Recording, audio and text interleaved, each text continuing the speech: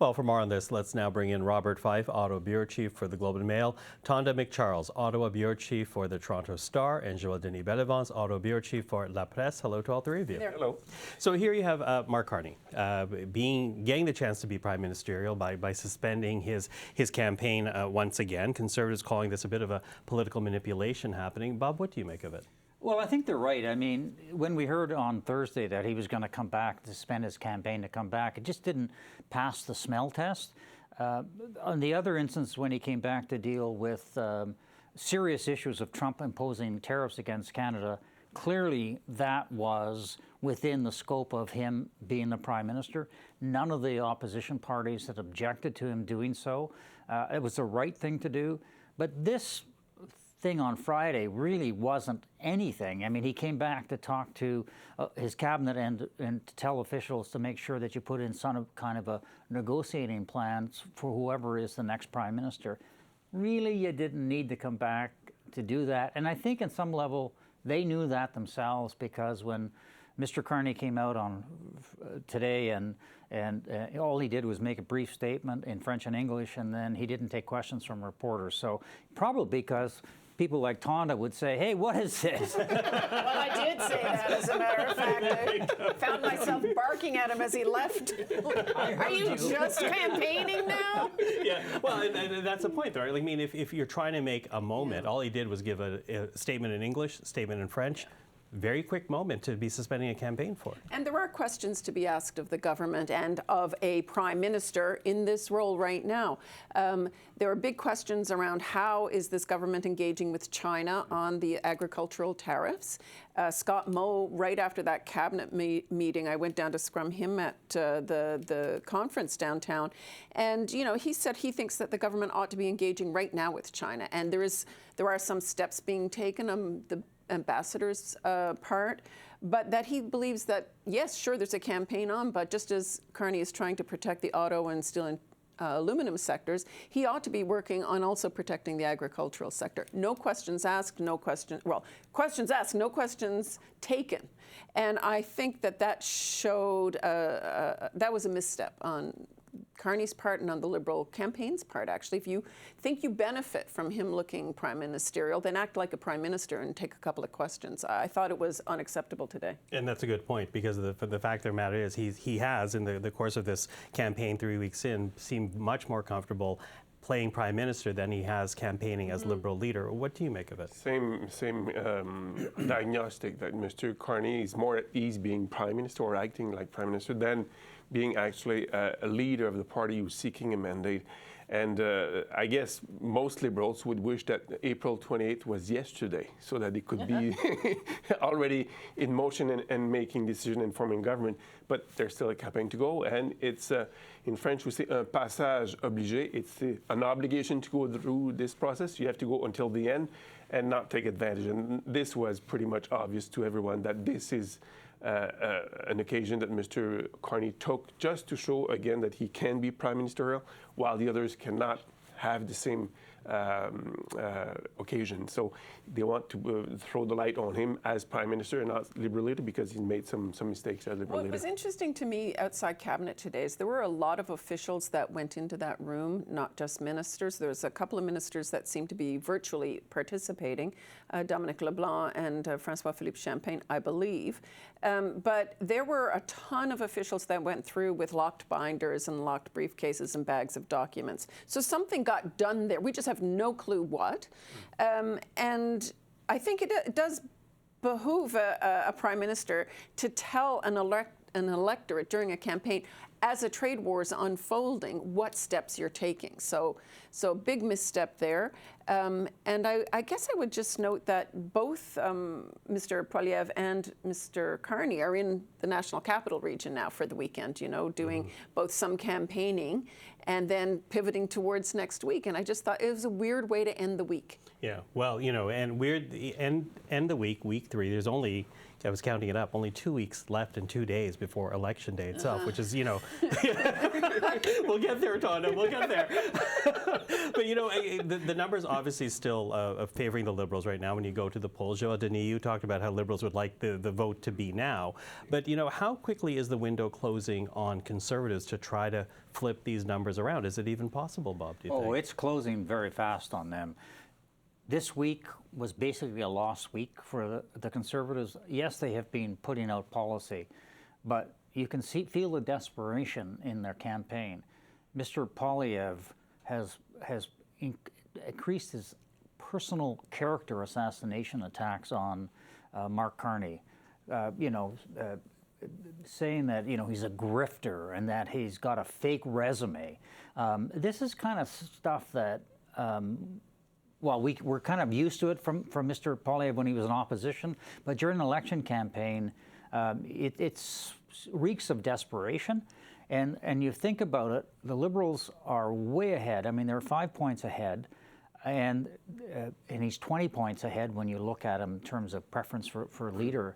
And although the Conservatives have a pretty solid 38%, they haven't been able to grow their campaign. So they really only have one roll of the dice, and that's the debates coming up this week in French and in English.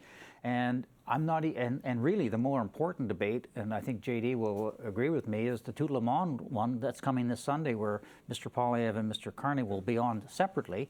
That's an opportunity to reach, a big segment of the Quebec population. But if Mr. Poilievre cannot be successful, particularly in the English debate, then I think he's doomed. And if he tries to go to the personal smear attacks, I think it's going to backfire.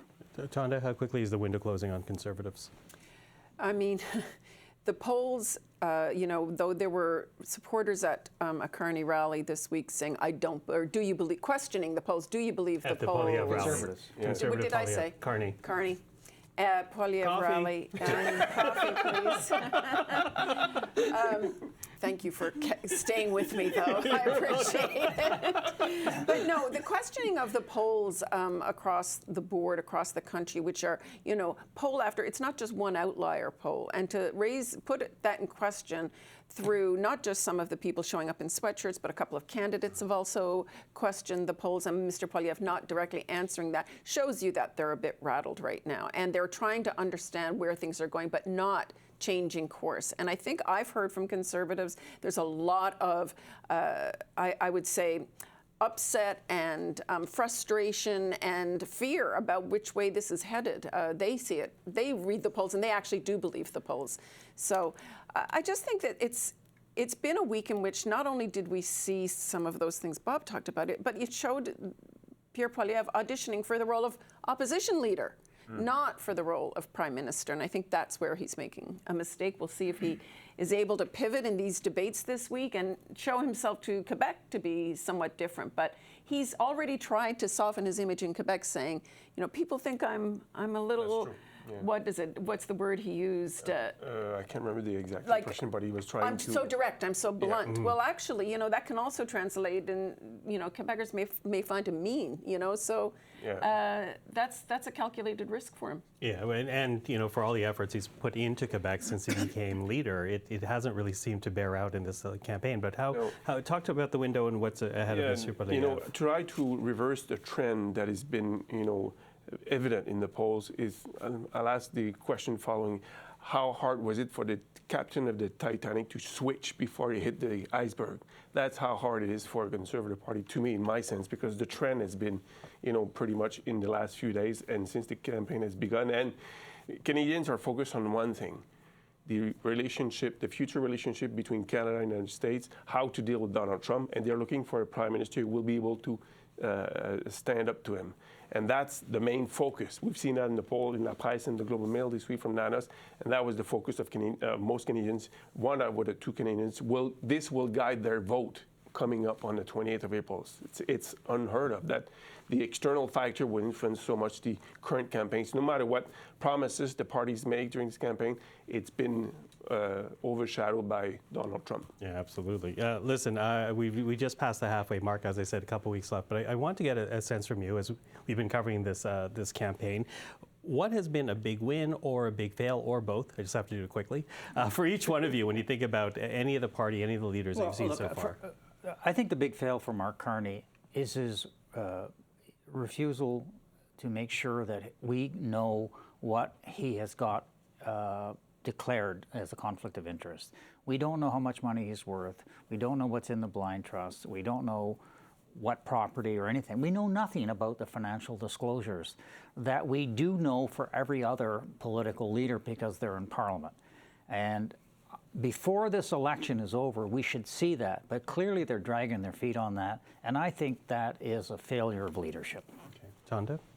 I thought we were going to do best and worst moments. Best, worst, choose it, moments. Well, look, I'll say this because I haven't written about it, but it's been reported by lots of folks. But I do now, at this point in the campaign, find it appalling the treatment of the reporters and media following the Conservative campaign, attempting to follow it. Mr. Poilievre, in a news conference this week, 25 meters away from where the reporters were kept at bay behind a wall, behind a pen, when a reporter tried to ask a follow-up question, knowing that nobody could see who it was, a reporter, called that reporter a protester and tried to quash the follow-ups and pretend like he was being heckled, knowing full well because he could see what was going on. And I just get this, the whole inaccessibility of the Conservative leader.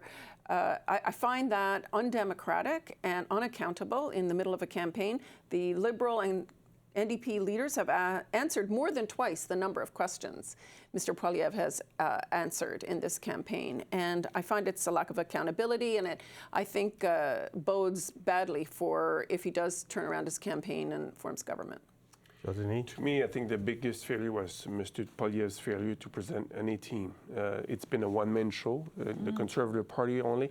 I could not name who could be finance minister in Mr.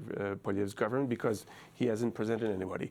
There was the finance minister of Quebec, Éric Girard, wanted to run for the Conservative Party. Mr. Poilievre personally said no because he hasn't done anything for me today. But Mr. Éric Girard would be a great value in Quebec today to be able to reassure Canadians as we are facing this economic crisis, that he's got, somebody who understands the economy. We don't know simply who would be the finance minister, who would be the foreign affairs minister, who would be the public security minister. We don't know. They're not partaking in any debates either, none of these candidates. So we don't know. So that's a problem. Okay. Well, listen, leave it to 3 journalists to choose only the fails, none of the wins. Okay, the win. Can I give you one win? One quick win. It's not the campaign. It's the lady who has become a meme in the rally, the Liberal rally. The one about lead us through Daddy or something? Lead us, Big Daddy. She gave us all a good laugh. Come on. She gave us a good laugh. That's and all. Here's my win, the 3 of you. Thank you very much. Bob, John, JD, thank you.